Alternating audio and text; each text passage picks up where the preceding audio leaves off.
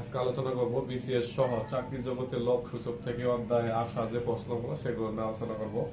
প্রথম হলো লক সূচক থেকে প্রায় চাকরি জগতে একটা অথবা দুইটা কোশ্চেন থাকে। এই অধ্যায়টা অনেকটা ইজি, কিন্তু আমরা এক্সারসাইজ না করার জন্য অনেকে আমরা ভুলে যাই। যারা ভুলে যায় তাদের জন্য এই লক সূচকের জন্য মূলত কয়েকটা সূত্র আছে। সূত্র হইলো যদি যে কোনো পাওয়ার জিরো হয়, যে কোনো পাওয়ার জিরো হইলে প্রথম হইলো ওয়ান হবে, যে কোনো পাওয়ার জিরো হইলে ওয়ান হবে।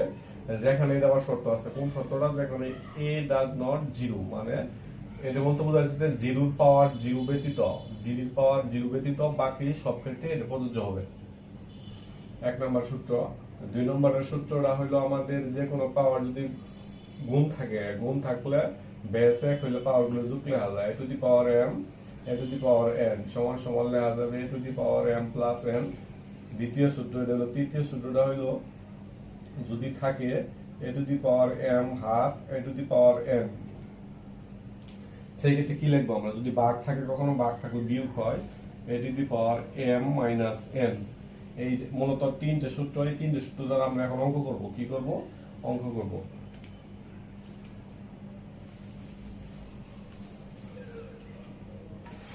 কিছুদিন আগে একটা অঙ্ক আসছিল এরকম যে 5 এর পাওয়ার 0 গুণন 5 স্কয়ার এর মান কত? যদি এর মান আসে আমরা জানি, আমরা কি জানি? আমরা জানি হচ্ছে এ টু দি পাওয়ার 0 সমান কি? এ টু দি পাওয়ার 0 সমান যদি 1 হয়, তাহলে 5 এর পাওয়ার 0 সমান কত হবে? 1। তাহলে গুণন 5 এর 5 মানে 5 5 হলো 25, তাহলে এদের সাথে 1 দ্বারা গুণ করলে কি হবে? 25ই হবে। এটাই হলো অ্যানসার। এছাড়া আরেকটা অঙ্ক ছিল এই লক সূচক থেকে, সূচক থেকেই মূলত অঙ্ক আসে, লক থেকেও আসে। আরেকটা ছিল এরকম যে মনে করো এই 2 two the power x plus 2 two the power 1 minus x, এটা সমান লেখা ছিল 3। এই অঙ্ক করতে কিন্তু অনেক সময় লাগবে, এই অঙ্ক করতে অনেক সময় লাগবে। আমরা অপশন দেখে কিভাবে এর করতে পারবো। যেমন অপশনের অ্যান্সার ছিল 0 আর 1, এই অপশন টেস্ট করার মাধ্যমে আমরা অঙ্ক করতে পারবো। যেমন এই 0 বসাই, যদি আমরা x এর পরিবর্তে 0 বসাই, 2 এর পাওয়ার 0 প্লাস 2 1 মাইনাস 0, পরের লাইনে কি হয়? যে কোনো পাওয়ার শূন্য হইলে 1 হবে, 2 এর পাওয়ার 2 গেলে 2 3, একটা বার কিন্তু মিলছে, তার মানে একটা 1, মানে একটা উত্তর হলো 0। এখন 1 টেস্ট করব আমরা। এখন যদি আমরা 1 টেস্ট করি, তাহলে এই x এর পরিবর্তে কি বসাবো? 1 বসাবো, 1 মাইনাস 1। এখন যদি আমরা বসাই যে কোনো পাওয়ার উপর, যদি যে কোনো সংখ্যার মধ্যে 1 থাকে, ওই সংখ্যাই হয় 2 প্লাস 1 থেকে 1 গেলে 0, 2 টু দি পাওয়ার 0, যে কোনো পাওয়ার 0 হলে কি হয়? 1 হয়। তাহলে 2 প্লাস 1 সমান সমান কত হইল? 3। তাহলে অপশনের মধ্যে কত ছিল? অপশনের মধ্যে ছিল 0 আর 1, তাহলে উত্তর হবে 0 আর 1। এটা হলো অপশন টেস্টের মাধ্যমে। আর যদি আমরা অপশন টেস্ট না করি, সেই ক্ষেত্রে এটা সমান x যদি করা যাবে, কিন্তু একটু বড় হবো, কিন্তু এমসিকিউ এর জন্য তো সময় ব্যয় করার মানে হয় না। লিখিত যখন পড়াবো, লিখিততে বিস্তারিত আলোচনা করা হবে। আরেকটা মেজর বিষয় হলো যে অনেক সময় থাকে যে রুট থাকে, যদি কখনো রুট থাকে তে পাওয়ারটা হাফ হবে। রুট থাকলে কি হবে? রুট থাকলে পাওয়ারটা কত হবে? হাফ থাকে। যদি এরকম থাকে, এর পাওয়ার কত হবে? এর পাওয়ার হবে a হবে 1/3 হবে। এখানে যা হবে এটা ওই বাঁকা করা যাবে। যদি m থাকে, যদি m থাকে তাকে এটা পাওয়ারটা n হবে 1/n।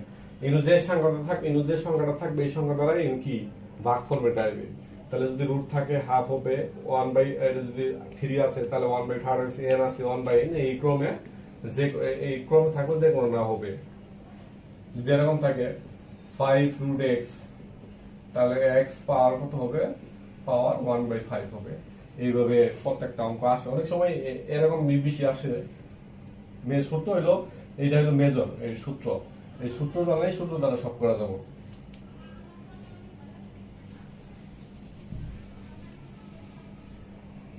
আরেকটা আসছিল যে এরকম, এই যে কিউব দিছিল গুণন x টু দি পাওয়ার 4। এই টাইপের অঙ্ক অনেক সময় আসে। এই টাইপের অঙ্ক যদি আসে, তাহলে সূচকের ক্ষেত্রে নিয়ম কি? সূচকের ক্ষেত্রে নিয়ম হইছে a two the power m গুণন a two the power n। যদি গুণ থাকলে পাওয়ার কি হবে? যোগ হবে a two the power m plus n, কিন্তু এই বেস দুটো কি হতে হবে? বেস দুটো মিলতে হবে। তাহলে 3 দুগুণে কত? 3 দুগুণে হইলো 6 গুণন x টু দি পাওয়ার 4। তাহলে পাওয়ার কি হবে? পাওয়ার যোগ হবে x to the power 6 plus 4 x to the power 10। এটাই হবে অ্যানসার। এভাবে সূচকের প্রায় সব অঙ্কই করা যাবে, যে গুণ থাকলে পাওয়ার গুলো যোগ হবে। এই যে হইল একটা। আরেকটা হইলো যদি কখনো বেস মিলে যায় অথবা পাওয়ার মিলে যায়, তাহলে বেস আর পাওয়ার বাদ দেওয়া যায়। মনে করো আছে এ টু দি পাওয়ার এক্স সমান সমান এ টু দি পাওয়ার ওয়াই, তাহলে এই ক্ষেত্রে কিভাবে করা যায়? এই ক্ষেত্রে হইলো যে এখানেও এ আছে এখানেও এ মিলছে, এইবার সরাসরি এইটা আর এটাই বাদ দেওয়া যাবে, আমরা লিখতে পারবো এক্স সমান ওয়াই লেখা যাবে। আবার অনেক সময় হয়েছে এর বিপরীতটাও ঘটে, যেমন এ টু দি পাওয়ার এম সমান সমান B to the power M. এই ক্ষেত্রে ওদের উল্টা, এই ক্ষেত্রে কিন্তু এইটা আর এটা মিলে নাই। হ্যাঁ, এইটা আর এটা মিলে নাই, মিলছে কি পাওয়ার আর পাওয়ার মিলছে। তাহলে পাওয়ার আর পাওয়ার মিলে কি করা যায়? পাওয়ার বাদ দেওয়া যায়। মুখের পক্ষে যদি পাওয়ার বাদ দেই তাহলে লেখা যাবো কত? এ সমান বি। এটা এইভাবে করা যায়।